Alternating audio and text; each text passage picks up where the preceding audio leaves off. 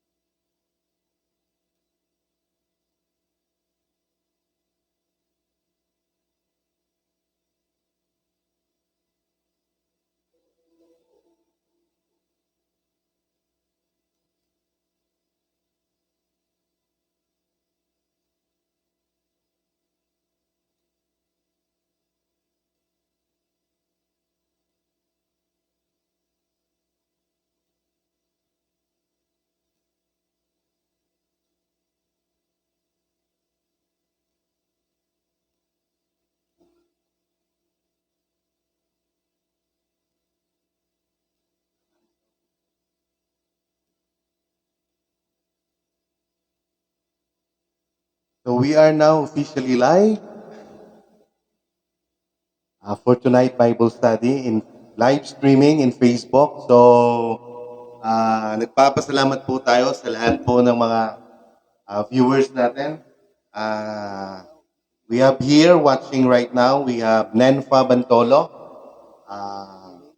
I thank you. Nandun po siya ngayon sa Lilis View Cafe. And then we have Justin Mark Panilla. And then Brother Luke Janfrey Martisano and Nenfa Bantulu are watching with you. Magandang gabi po sa kanilang lahat at sa lahat po ng mga viewers natin, sa lahat po ng mga kapatiran po natin dyan sa may Bagger Church. Pasensya na po kayo, no? Kasi first time po namin dito sa bahay at hindi po namin masyado pang kabisado. Amen. So, nawawala yung mga, nawawala yung sounds. And then we have here also Brother Ruel J. Cabalbal Nalangay is watching right now. At sa lahat po ng mga kasamahan po natin dyan sa Wagger Church. And then, amen. And then we have also sa lahat po ng mga men's, sa lahat po ng mga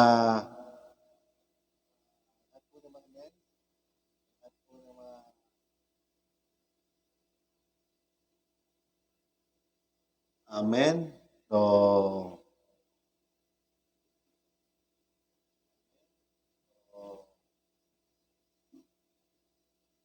amen. So, papasalamat po tayo sa lahat ng mga kasama po natin, no? Sa lahat po ng mga youth. Kasama po natin, no? Sa lahat po ng mga youth. Kasama po natin, no? Sa lahat po ng mga youth. Kasama po natin, no? Sa lahat po ng mga youth. Kasama po natin.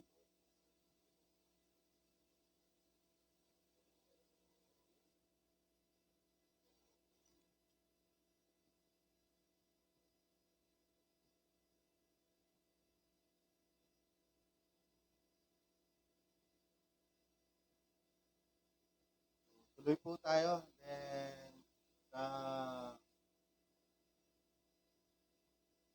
Martisano family, Cuesta family, sa kong Astonina Cuesta, Miranda family, sa lahat po ng mga sa youth president po, kay Sir Monique Daniela Cuesta, kay Sir Irish Pearl Cuesta, maraming salamat po. Then, comment na po kayo kung walang sound kasi medyo hindi pa kami masyado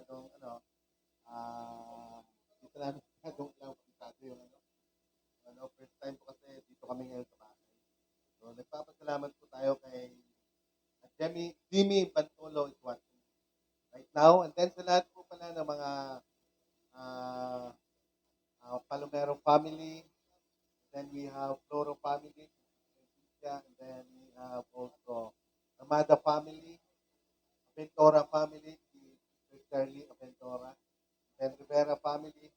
So, thank you us, no, sa lahat po ng mga youth or who are watching right now. Kung pwede po, mag-comment po kayo kung ano yung, kung okay lang po ba yung sound. Hindi ko po kasi marinig. Sa lahat din po pala, sa lahat ng mga pastor, no, sa section 2, section 2, no, sa lahat ng mga pastor na kasama po namin ng Friday. At matagal po tayong nawala, no, last Tuesday po tayo, so mga 1 week tayo.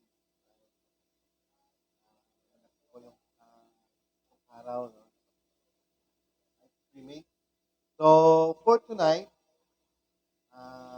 would like to thank also nga pala, no, sa lahat ng mga men, sa lahat na rin po ng ano, sa lahat po ng mga hospital natin, no, sa dito po sa municipal ng Kawayan, to our mayor, to our vice mayor, at sa mga member po ng Sangguniang Bayan,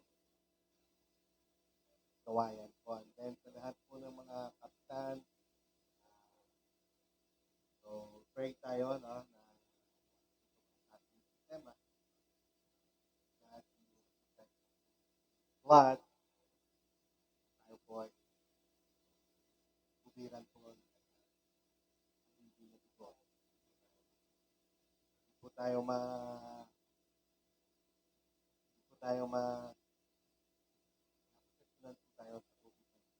So, maraming salamat po, no, sa lahat po na I was watching right now. Alam ko po, no, na Justin Mark Manilla, no, then sa lahat po pala ng mga Manilla family, there's sweet Manilla. Maraming salamat po. I know they're watching right now. And then Sally Daguhoy Villena, maraming salamat din po sa inyo. Kay Brother Tuto. And then sa mga Kabalbal family, and then we have Roger Cabalbal, no, kay Sister Jenna, and then Talangay family, kay Sister Jenna din ata, no, na mami ni, ano, Brother Yuyoy. And then kay sino ba ito? Sa papa ni Yuyoy, no? Rolando Talangay. Hindi ko na makalimutan. Then sa lahat po ng mga relatives ko po dito sa Pigkawayan, nandito po kami ngayon sa Poblacion 1, Pigkawayan, Cotabato. So, dito lang po kami sa bahay ngayon. Then nagpapasalamat po tayo, no, sa lahat po. Gusto ko lang batiin, no, sa lahat po ng mga viewers natin sa Echawari family, doon po mga kaibigan ko po, Juliesa family, Valenzuela family, Alcanzarin family, Duruelo family, sa friend po namin, no, kay Litlit, no, Tulan, Duruelo. Then sa lahat po ng mga Baliano family, as well as Diliera family, kay Uncle Pandot, Diliera. Then sa lahat po ng mga Nicor, Danoy, Villegas, Pareto, Manilaw, Tulak. So, sa lahat po ng mga relatives po, no, magandang gabi po. So, ngayong gabi, late na po tayo nag-start kasi kasama ko lang po ngayon yung asawa ko ngayon. No? Yan. Kaya po nag-cooperate, no, ngayon, no, dito po sa live streaming. And I hope, no, can please bear with me, no, as I preach to you, short, no, tackle with this kind of Bible study. So, we're going to start with the pray muna, which is the very most important thing, no, sa ating buhay. Lahat po ng bagay, it has acknowledge God sa kanyang presence, no, sa lahat po ng bagay. So, sa lahat po ng mga viewers natin, let us pray. Lord God, the Father Almighty in heaven, Lord, we're so thankful right now. We're so blessed. At maraming salamat po. I ask for anointing. And I ask for your favor. I ask for your blessing. I ask for your wisdom, knowledge, and understanding, Lord, and also the power of the Holy Spirit through your name. Ikaw, gid Lord, maghatag sang imo presensya, sang imo wisdom, sang langiton nga kaalam subong nga gabi. And also bless our viewers, ikaw gid Lord, your blessing, your favor, and your anointing be upon them, Lord, as they hear, as they listen for tonight, the word of God. Anoint po ako, Panginoon, sa aking pong live streaming as we going to start the Bible study. In Jesus' name I pray. Amen. Tuloy po tayo, and then we have also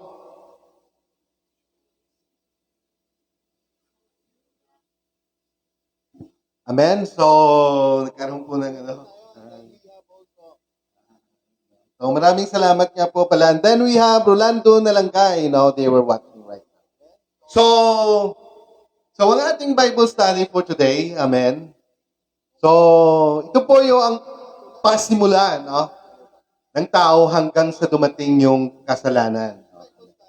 So, amen, Ang pasimula ng tao hanggang sa dumating ang kasalanan. Amen. So, sabi po dito, karamihan po sa mga tao ngayon ay hindi alam ang kanilang pinagmulan. Kagaya halimbawa sa itinuturo sa mga paaralan na evolution. Masyado nang lihis ang isip ng tao sa Diyos at sila ay bumabaling nasa mga di maka-Diyos na kata or what we call fiction. Amen. So we have Shaidon. He's watching right now. So maraming salamat mo kay I think si Sydney po ito, So maraming salamat po, sir. He's watching. Amen. Okay? So tuloy po tayo, So sabi po dito, kung ikaw ay may pananampalataya sa Panginoong Diyos, ang paglikha ang dapat mong paniwalaan.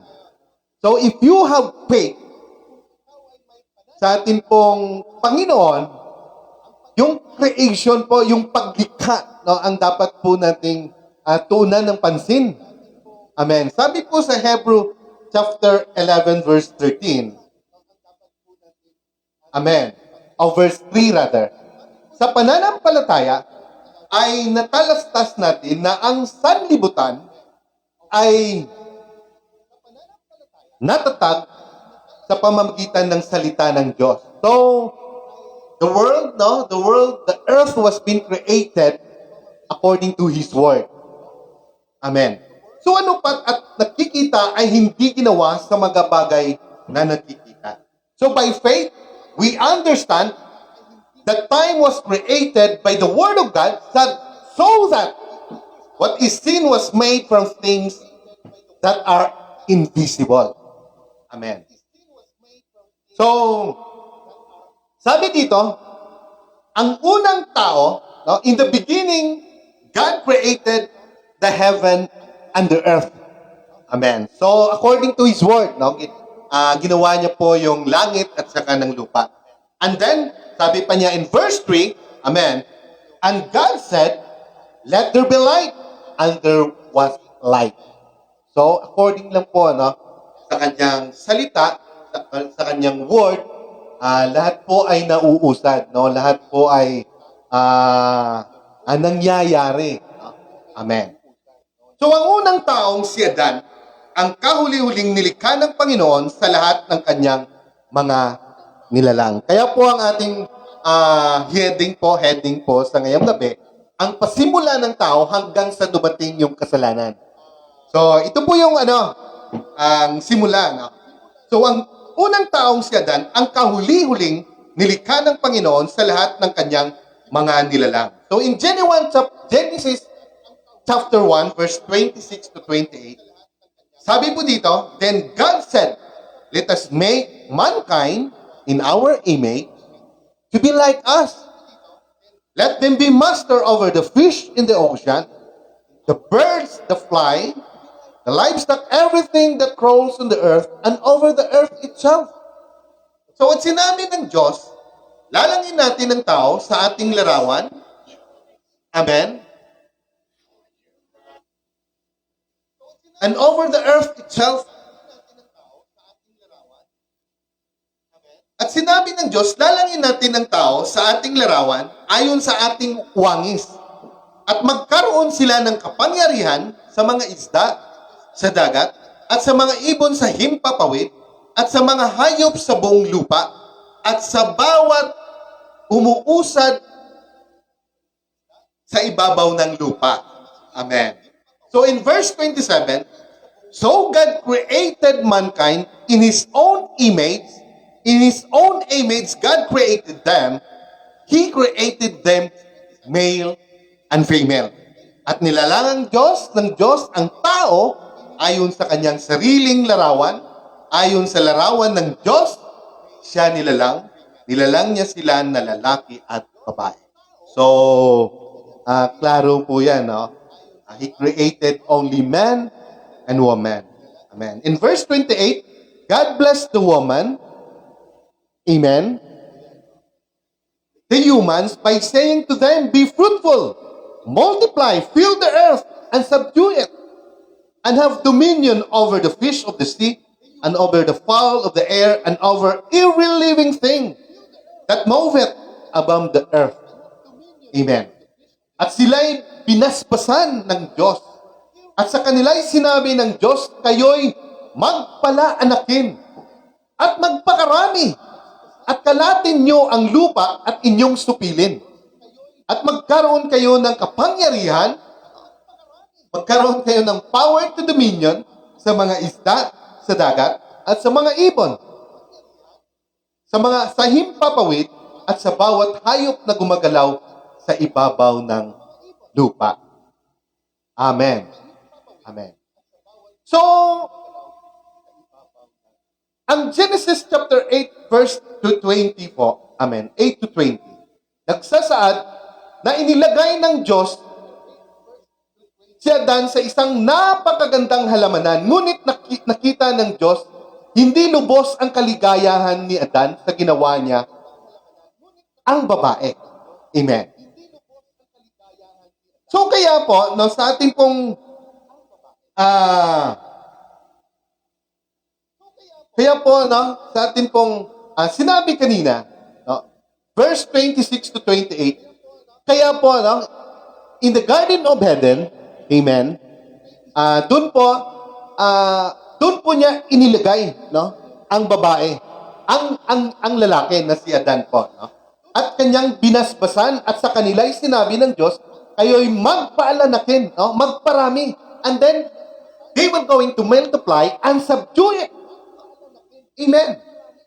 Amen. At sa Genesis, amen, binanggit niya po dito, ay nagsaad na inilagay ng Diyos si Adan sa isang napakagandang halamanan. Ngunit nakita ng Diyos na hindi lubos ang kaligayahan ni Adan. Kaya ginawa niya ang babae. Amen. Amen. So according to chapter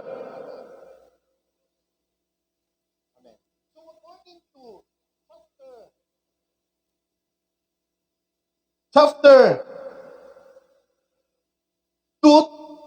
7 to 25. No? Amen. So ito po, no? Ito po yung sinasabi. So in chapter 7, sabi po dito, in Genesis chapter 7, verse 25, the Lord God planted a garden in Eden toward the east, where He placed the man whom He had formed. So the Lord God calls every tree that is both beautiful and suitable for food to offspring up out of the ground. The tree of life was also in the middle of the garden, along with the tree of the knowledge of good and evil. A river flows from Eden to water the garden, and from there it divides, becoming 4 branches. The name of the first one is Pishon. It runs through the entire land of Havilah, where there is gold. So, hindi lang po yung mga halaman, hindi lang po yung mga lives, no? Creature, no? Amen, na ginawa ng Diyos, kundi pati gold, nilagay niya po doon. Hindi lang po gold, the gold of the land is pure. Amen. Bdellium and onyx are also found there. Ito po yung mga, yung mga precious stone or gems. The name of the second river is Gihon. It runs through the entire land of Cush. The third river is named the Tigris. Amen. It flows to the east of Assyria. The fourth river is the Euphrates. So the Lord who took the man, placed him in the Garden of Eden in order to have him work, eat, and guard it. Amen. So bago po ginawa ng Diyos yung babae, binigyan niya po muna ng trabaho yung lalaki. So the Lord God commanded the man, you may freely eat from every tree of the garden, but you are not to eat from the tree of the knowledge of good and evil, because you will certainly die during the day that you eat from it. So binigyan niya po ng restriction, no? Amen. Or ipinagbabawal na lahat po kaya niyang kainin, lahat po ng mga prutas doon, o kahit no, na mga pwedeng kainin. Basta, binigyan niya lang, sinabihan niya ng tao, but you are not to eat from a tree of knowledge of good and evil. So, ipinagbabawal niya po yung klaseng, prutas, na doon po na ilagay niya. Amen. And sabi niya, because you will certainly die during the day that you eat from it. So, and then in verse 18, later the Lord God said, it is not good for the man to be alone. Kaya alam ng Diyos na kailangan talaga ng lalaki yung babae. So, alam niya na. Amen. So, for God formed the ground, sabi niya po dito, I will make the woman to be an authority corresponding to him. So after the Lord God formed from the ground every wild animal and every bird that flies, He brought each of them to the man to see what he could call it. So lahat po ng kanyang kanyang ginawa, ng mga live, creature. So doon po, He formed from the ground every wild animals at pinapunta niya po doon kay Adan. Amen. At siya po ang magbibigay ng pangalan. So, ang dami po doon. So, whatever naman called its living creature become its name. Kaya, siguro, kung dumadaan man yung elepante, siguro sinasabi niya, ito, lalaking elepante at babaeng elepante. At sinasabi niya rin na babaeng tigre, lalaking tigre, or babaeng leon, at lalaking leon. So, lahat po yan. So, in verse 20, the man gave names to all the livestock. Wow! So, pinarbaho niya po ang pinagagawa ng Diyos sa kanya. To the birds that fly and to each of the earth's animals. But there was not found a strength corresponding to him. So, datapwat, walang nasusumpungan maging katulong niya. Kaya nga, nakita na ng Diyos kung ano talaga yung kailangan niya ng lalaki. Amen. So, kailangan niya talaga ng katulong, even in our life. Amen. Sa ating pong pamilya, kung tayo po ay pagdating ng panahon, kung na tayo po ay mabuhay, halimbawa, kailangan talaga natin ng fair. Kailangan natin ng kapariha sa ating buhay. O lalong-lalo na kung mamuhay po tayo. At kailangan po talaga na mayroon talagang babae. Mayroon talaga tayong bride or vice versa po yan. So the Lord God caused a deep sleep to overshadow the man. When the man was asleep, he removed one of the man's ribs and closed up the flesh where it had been. So habang tulog na tulog si Adan, inoperahan niya po si Adan. Kinuha niya po yung yung tawag nito, yung ribs or sa Ilonggo, gusok.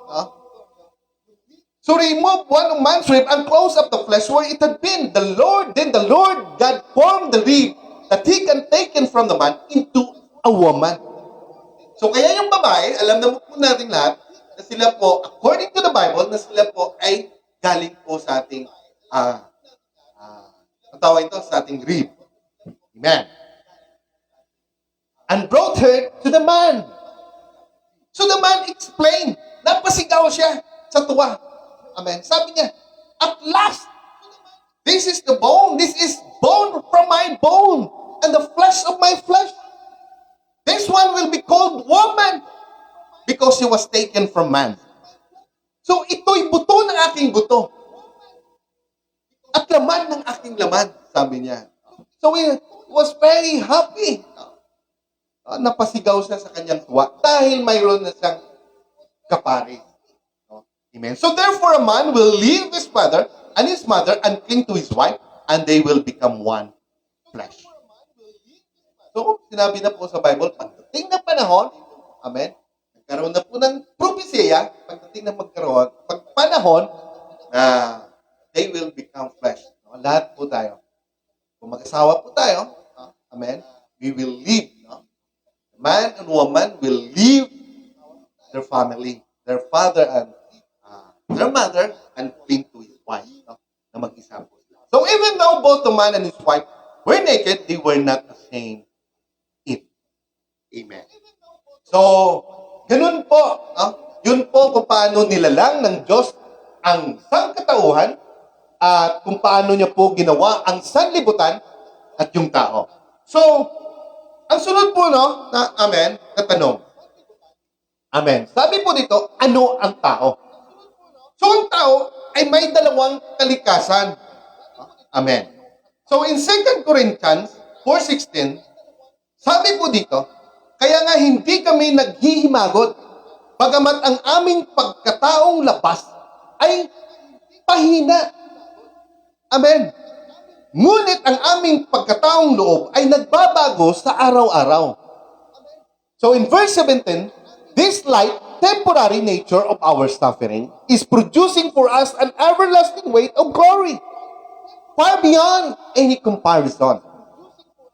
So because we do not look for things that can be seen, but for the things that cannot be seen, for things that can be seen are temporary, but the things that cannot be seen are eternal. So, ang ating tanong po kanina, ang tao ay may dalawang kalikasan. Ito po yung inner being at saka po yung laman, which is our fleshly na pagkatao, which is yun po ay makasalanan. The inner being we have, which is the eternal, which is the spiritual, amen, ay yun po ang mabuti. Amen. Kaya nga sabi nila dito, it is according to the verse that we read, just a while, hindi po namin pinahalagahan. Kahit na naghihirap po kami, alam po namin na temporary lang ang paghihirap namin in the flesh. But what is important thing ay yung mga bagay na hindi nakikita. Sabi po yan ng mga tao doon sa Corinto. For the things that can be seen are temporary, but the things that cannot be seen are eternal. Mas pinahahalagaan po nila yung mga bagay na hindi makikita dahil nagkakaroon po sila ng eternal view, which is what we call eternal life. Amen. So yun po ang faith nila. Amen. And that is the truth naman sa ating buhay. Amen. Dahil lahat po naman ng fleshly na mga bagay dito po sa mundo ay ito po lahat ay mawawala lang. Kaya nga sabi nga dito, and the next, siya ay nilikha ayon sa wangis ng Diyos ano ang tao? No? Ang sunod po na tanong, no? In Romans chapter 17:25 nga pala, sabi po dito, sabi po ni Paul, sapagkat ang ginawa ko'y hindi ko nalalaman. So ito po ay nag-aaway sa kanyang isip. Kung ano ba ang likas, no, na mayroon ng tao. Amen. Sapagkat ang ginawa ko'y hindi ko nalalaman, sapagkat ang hindi ko ibig, ang ginagawa ko. Datapot ang kinapuputan, yaon ang ginagawa. Ginagawa ko. Ngunit kung ang hindi ko ibig, ang siyang ginagawa. Ang kinapuputan ko, yaon ang ginagawa ko. Ngunit kung ang hindi ko ibig ay siyang ginagawa, ay sumasang-ayon ako na mabuti ang kautusan. Amen. Kaya, ngayon, hindi ako ang gumagawa nito, kundi ang kasalanang tumitira sa akin. So, nagkakaroon ng war, no, between the flesh and the inner being. No? Kaya po itong sinasabi ni Paul in Romans chapter 7, verse 15 to 25. Amen. Amen. Sapagkat ang nalalaman ko na sa akin, sa makatuwid ay sa aking laman, ay hindi tumitiran ang anumang bagay na mabuti. Sapagkat ang pagnanasa ay nasa akin. Datapot ang paggawa ng mabuti ay wala. Sapagkat ang mabuti na aking ibig ay hindi ko ginagawa. Amen. Datapot kung ang hindi ko ibig, ang siya kong ginagawa ay hindi na ako ang gumagawa nito, kundi ang kasalanang tumitira sa akin. Kaya nga ang nasumbungan ko ang isang kautusan, na kung ibig kong gumawa ng mabuti, ang masama ay nasa akin, sabi ni Paul, sapagkat ako'y nagagalak sa kautusan ng Diyos, ayon sa pagkataong loob. Datapot, amen, sabi po dito, nakikita ko ang ibang kautusan sa aking mga sangkap, na nakikibaka laban sa kautusan ng aking pag-iisip, at dinadala ko sa bihag sa ilalim ng kautusan ng kasalanan na nasa aking mga sangkap. Amen. Abang tao ako, sabi ni Paul. Sino ang magliligtas sa akin sa katawan nitong kamatayan? So wala talaga, no? Amen. So wala talaga, no? Amen. Kung nandito pa tayo sa flesh, talagang nag-aaway parati. Yung fleshly, no? Yung ating laman at ang ating spiritual, no, na bagay, na the inner being na nandyan po sa atin. So, pero, mayroong kaligtasan, sabi niya. Abang tawag ko, sino ang magliligtas sa akin sa katawan nitong kamatayan? So, sabi ni Paul, ito po ang sagot niya, nagpapasalamat ako sa Diyos sa pamamagitan ni Jesucristo na Panginoon natin. So, sa lahat po ng kanyang sinasabi, in Romans chapter 7, verse 15 to 24, lahat po yan, ang may kasagutan ay ang ating Panginoong Jesucristo. Kaya nga, ang tunay kong ipaglilingkod ang aking pag-iisip sa kautusan ng Diyos. Amen. Datapot, ang laman ay kautusan ng kasalanan. So ano po ang nature ng tao? Dalawa po ang likas na mayroon ng tao. Amen. Yun po, no, ay ang fleshly at yung spiritual na bahin. So, ang sunod po na tanong, amen. Amen. So siya ay nilikha ayon sa wangis ng tao. So ano ba ang tao? So siya po ay nilikha ayon sa wangis ng Diyos. Genesis chapter 1 verse 27. So God created man in His own image. In the image of God created him, male and female, created He them. So, next, ang tao ay kaluluwa. And the Lord God formed man of the dust of the ground, and the breath into his nostril, the breath of life, and the man became a living soul. So, ano pong tao? No, kung babasihan po natin yung Bible, ang tao po ay kaluluwa. He was manifest in the flesh. No? Amen. Pero pag binasihan lang po natin yung katawan na galing sa alikabok, so wala po yon. It is the breath of God who gives life to a man. and he became a living being or a living soul. O, amen. So, siya ay nilikha, banal at matuwid. Amen. So, in Ecclesiastes 7:29, I have discovered only this. God made human beings for righteousness, but they seek many alternatives. So, ginawa po ng Diyos ang tao, amen. Pero, ang tao ay marami siyang ginagawang substitute or marami siyang ginagawang unrighteous, or ginagawang hindi maganda. Amen. And next po, ang tao ay nahulog sa pagkakasala. Amen. Amen. So, nilabag ng tao ang utos ng Diyos. So, basahin po natin in Genesis chapter 2, verse 16 to 17. Nilabag ng tao ang utos ng Diyos. The Lord God commanded the man, you may freely eat from every tree of the garden, but you are not to eat from the tree of the knowledge of good and evil, because you will certainly die during the day that you eat from it. So, sabi nga kanina, nagkaroon po ng pinagbabawal. Mayroon pong ipinagbabawal ang Diyos. Nagkakaroon po ng restriction. So, in Genesis chapter 3, verse 6, when the woman saw the tree produce good fruit, amen. Kaya ginawa na ng Diyos, dyan na po yung babae, was attractive in appearance. So, iba talaga pag attractive. Iba talaga, pag maganda sa paningin. Amen. And was desirable for making one wife. She took some of its fruit and ate it. Then she also gave some to her husband who was with her. And he ate some too. At binigyan niya rin yun si Adan, At kinain din po ni Adan, Nakisalo na rin po siya. Pero, si Adan po ang sinabihan ng Diyos na ipinagbabawal po yun na kainin. Amen. Pero wala siyang magawa, Sinunod niya po yung kanyang asawa.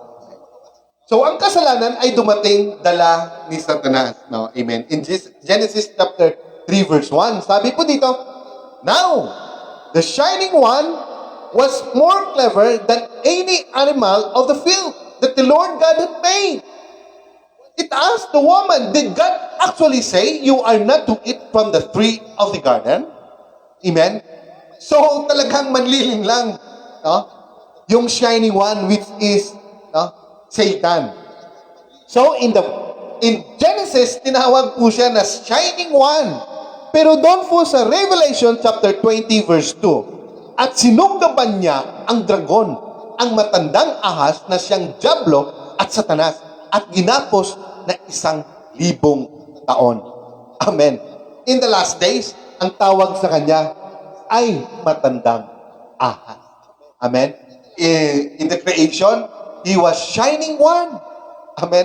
Kaya, if we believe, na tayo po ay sa last days na ngayon, dahil po, ginaganap, nandiyan na po, ang mga pangitain, or yung mga, what we call this one, yung mga propesya, na malapit na.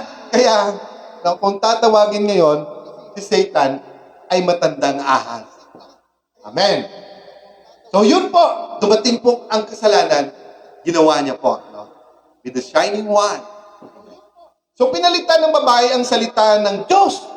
In Genesis chapter 3, verse 2 to 3, we may eat from the trees of the garden, the woman answered the serpent. Amen. But as for the fruit of the tree that is in the middle of the garden, God has said, you are not to eat from it, not are you to touch it, or you will die. Sabi niya po, Amen.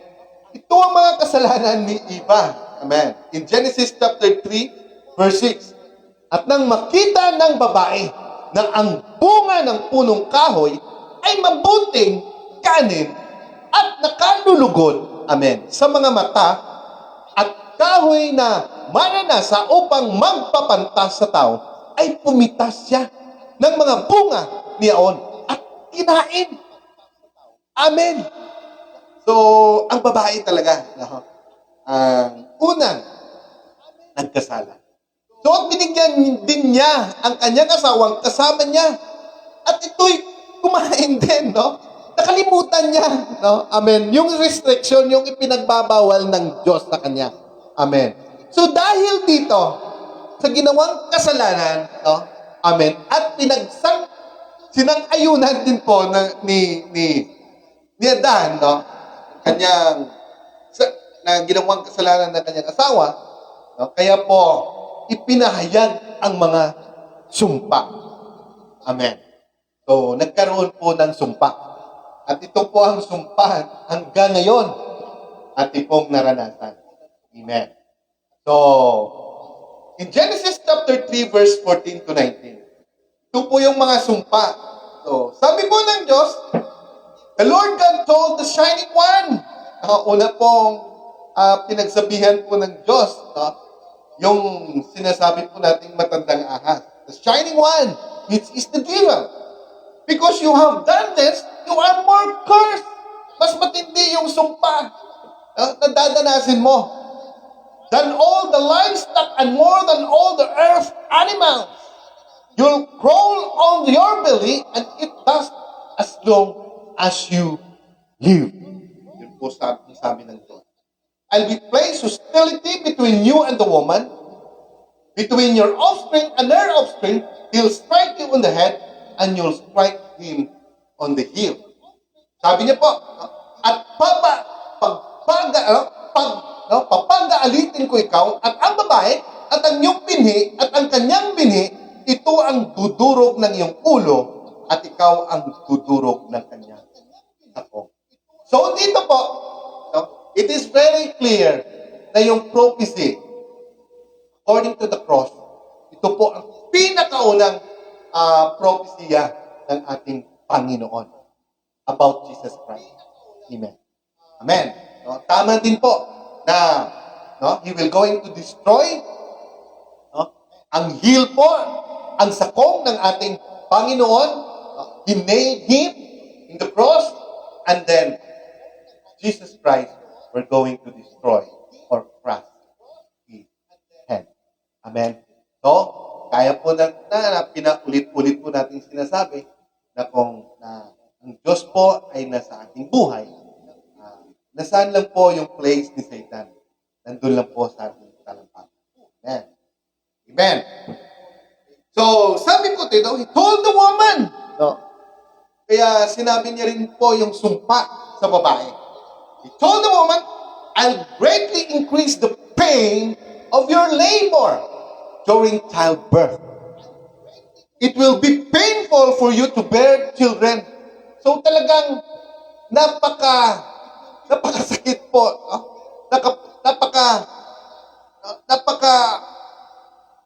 Sobrang hirap po ang dadanasin ng babae kung siya po ay manganak.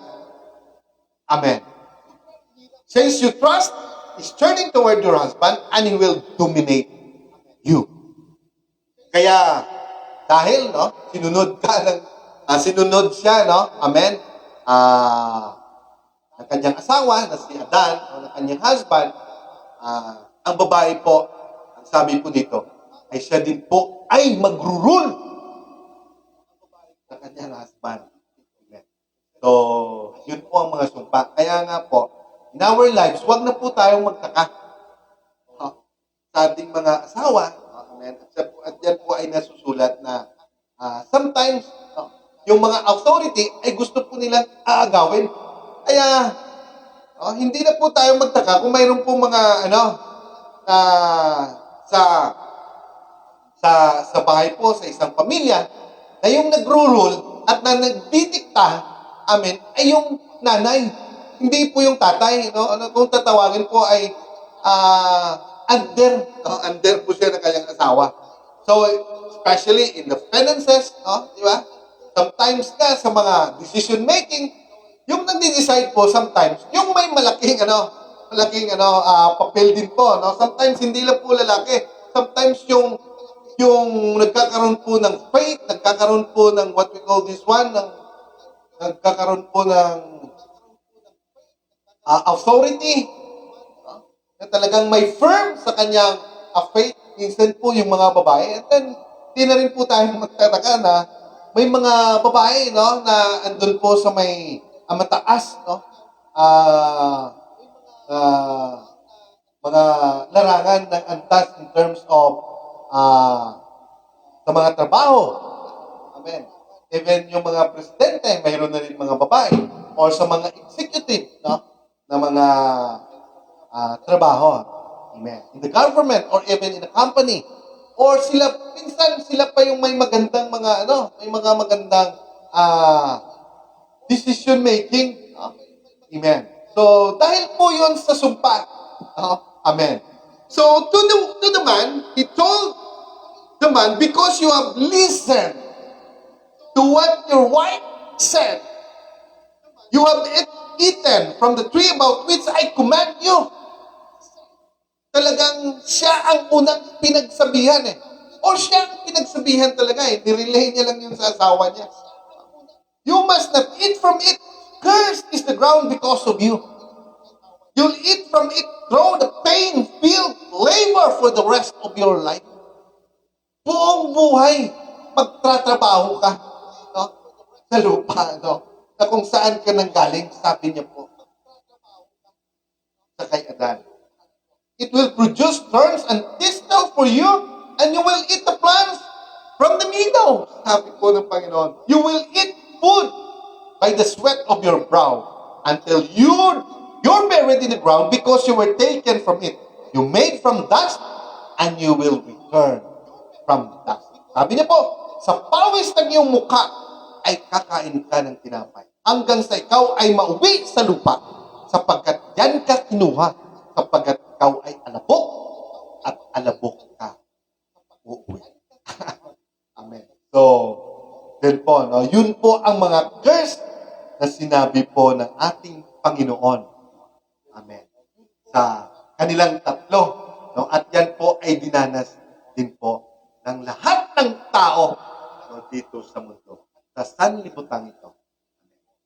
Amen. So, dahil po doon, ang kamatayan ay pumasok sa sangkatauhan. In Romans chapter 5, verse 12 to 14, sabi po dito, kaya kung paano na sa pamamagitan ng isang tao ay pumasok ang kasalanan, amen, sa sanlibutan, at ang kamatayan sa pamamagitan ng kasalanan, at sa ganito'y, ang kamatayan ay nararanasan ng lahat ng mga tao sapagkat ang lahat ay nagkakasala. Sapagkat ang kasalanan ay nasa sanlibutan hanggang sa dumating ang kautusan, ngunit hindi ibinilang ang kasalanan kung walang kautusan. So, dahil po sa isang tao, no, nagkasala po ang lahat ng tao at ang kamatayan ay nararanasan ng lahat ng nilalang. Amen. Pero, amen. Kaya ang lahat ng tao ay nagkasala. So, in verse 14, nevertheless, death ruled from the time of Adam to Moses, even over those who did not sin in the same way Adam did when he disobeyed. He is a foreshadowing of the one who would come. So, in Genesis pa lang, alam na po ang gagawin ng Diyos. He is foreshadowing na po ang ating Panginoong Diyos. So, lahat ng tao ay may kasalanan. Sapagkat ang lahat ay nangagkasala na at hindi nangagkaabot sa kaluwalhatian ng Diyos. Since all have sinned and continue to fall short of God's glory. So lahat ay naging anak ng dyablo. So lahat po ng tao ay under po sa authority ni Satan. Amen. At marami pa rin ang mga gayon. So you belong to your father the devil and you want to carry out desires out your father. He was never stood for truth. Since there is no truth in him, whenever he tells a lie, he speaks in character. He speaks in his own. Amen. He tells a lie. He speaks in his own because he is a liar. and the father of all lies. Amen. Kaya nga ang tao, no?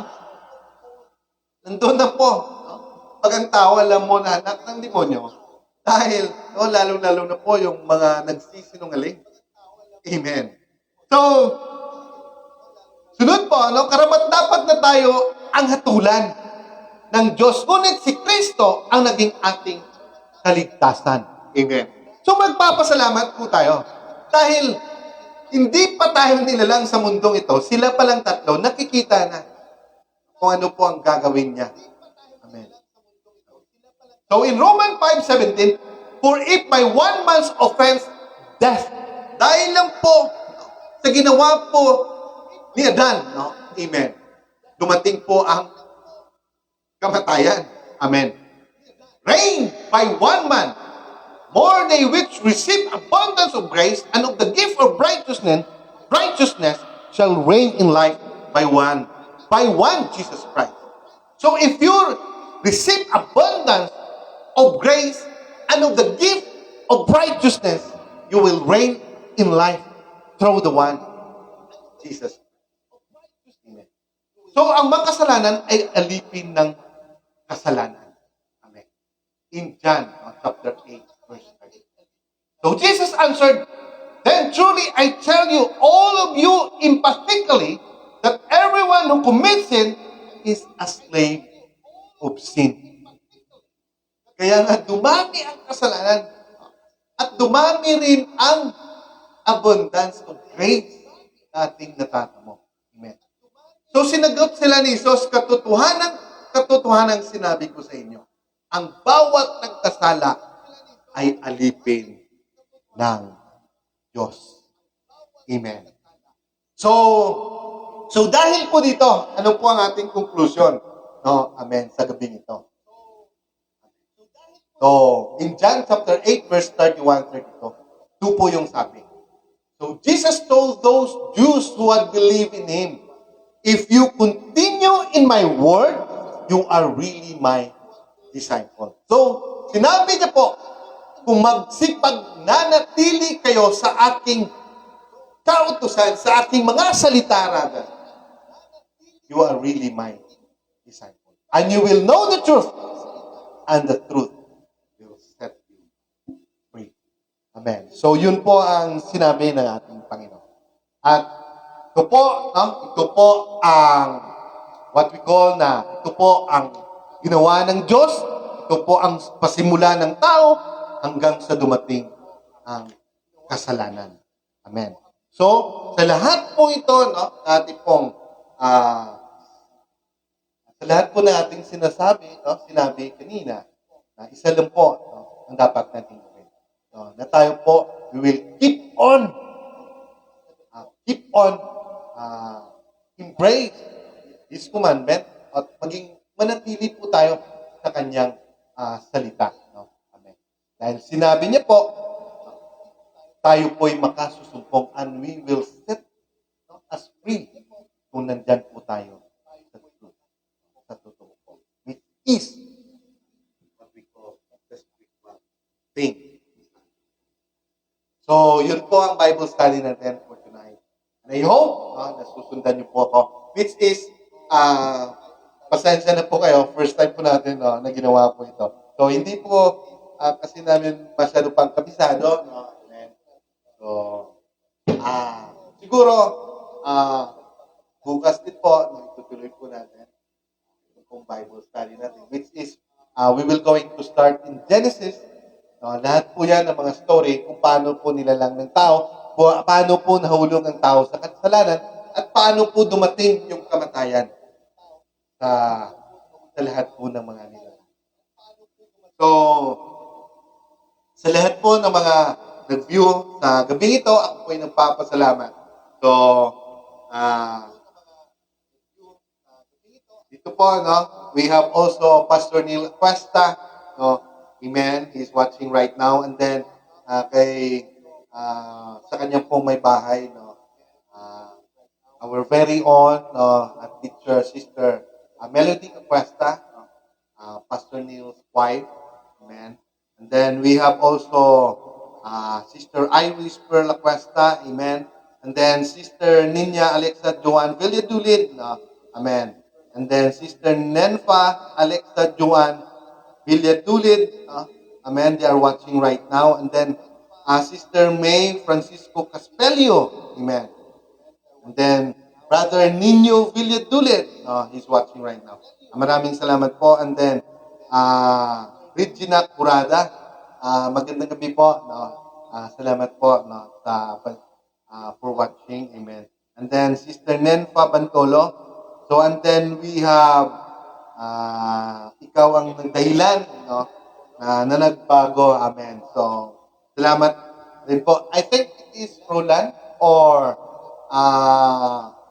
Lalaine, no? Palomar. He is watching from Hong Kong. Amen. Maraming salamat po no, kay Lalaine. And then we have also Ria Carilin Diliman, Paikam family pala, sa mga Paikan family. And then we have Floro family, Diviliris family. Amen. So maraming salamat po sa inyo. And then, parang hindi gumagana yung microphone. So, okay lang po. So, salamat din po sa mga Paluero family, kay Brother Jesse. And then, sa lahat po ng mga Arbana family, Nalangay family. And also po, sa lahat po ng mga kaibigan ko po dyan sa Poblacion 3, dyan po sa Garcesa Street, Poblacion 3, no, Pitawayan. Maraming salamat po sa kanila. Doon po sa mga Franco family, Fahit family, Baria family, Hunsay family, Ilago family, Gabertan family, Romasanta family, Paz family, and then yung mga kaibigan ko din pala, Staris family, no, kay Ma'am Mincho, and then kay Brother Eric, no, Staris, and then kay Cecil Gipaya, no, Alarcon family, Kabangan family, lahat po dyan, Jopos family. So, maraming pong salamat po sa inyo. At sa lahat po, no, sa lahat po ng mga nag-view araw na sa gabing ito, maraming salamat po sa inyo. So, pagpasensyahan nyo na po, no, we have mayroon po kaming problema. So, at least, no, nagpapasalamat din po ako sa aking may bahay, no, at tinutulungan niya po ako. So, siya po ngayon ang gumagawa ng paraan. No? So, sa lahat po sa inyo, I hope na natapos din po natin yung ating Bible sharing, Bible study. Amen. So, I hope no, nasundan nyo rin po kahit na medyo hindi po natin masyado na no? So, kinakabahan po kasi ako. Amen. So, and also, would like to thank also na, so, lalo-lalo na po kay Teacher Melody Cuesta and Pastor nila Cuesta. So maraming salamat po sa inyo. And then sa Nalangkay family, and then kay Sister Aiza Tansenko. Papasalamat po sila. Tinulungan po nila kami nung Sunday. So nung Sunday po sana kami mag-live stream. At saka nung Monday. No? Pero medyo hindi po nagawa dahil po ewan ko ba no, but by the grace God's grace. So even though first time po dito, parang bumalik po ako nung February no, na yung nararamdaman ko parang kinakabahan kasi ako. So pero at least natapos din. So see you on tomorrow night. Same time pa rin po, 6:30 to 7:30. Pero kung mag-abot ng alas 8, okay lang din namin po. No? So, thank you po for watching and God bless po sa lahat. No? Sa lahat po ng mga kay Brother Boy at saka po, nakalimutan ko po, Padilla family and then kay Sister Kit Lumugdang and family, kay Pastor Gilbert Lumugdang and then kay Brother Elmer Lumugdang din po at sa kanyang pamilya po. So, I know and I believe that God is will make a way. No? I know na talagang heal na po siya. So, maraming salamat po tayo sa Panginoon. So, I know God has a purpose, no, sa mga ganyang klaseng trials, no, po sa ating buhay. So, God bless everyone. So, maraming salamat po at tuloy-tuloy po tayo hanggang Friday po siguro po tayo. So, maraming salamat po. No, Susit Bihin, Abahin is watching, and then Sister Nenfa Bantolo, no, and then we have Rhea Carilin Giliman. No? Amen. Tayo po. Amen. So, God bless everyone and good night.